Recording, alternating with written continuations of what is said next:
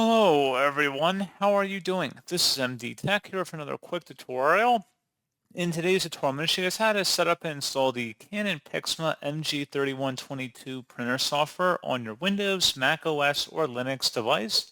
So this should hopefully be a pretty straightforward process here, guys. And without further ado, let's go ahead and jump right into it. So all you have to do is open up a web browser, doesn't matter which one, and into Google, you want to search for Canon PIXMA MG3122 support. Go ahead and search for that. Best result should say CAN support for PIXMA MG3122. Go ahead and open that up. And then scroll down on this page underneath downloads and select software and drivers. Select your operating system and version number if it doesn't automatically detect it here. And then just scroll down further on this page. And you want to select the item in here that says My Printer. Go ahead and select the download button for that.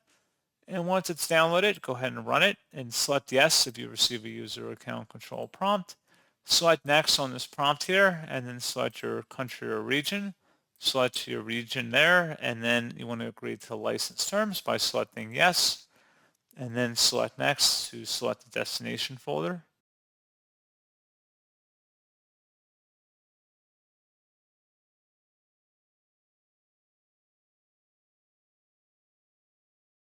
And you can create an optional shortcut on your desktop. Otherwise, you can uncheck that, and then you can select complete or exit the setup program.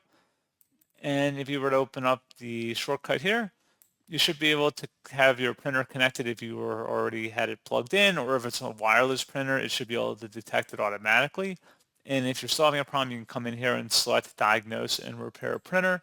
And then hopefully you would be able to resolve the problem. It should be able to detect what the problem here is. So pretty straightforward on that. And as always, thank you for watching. I do hope that I was able to help you out. And I do look forward to catching you all in the next tutorial. Goodbye.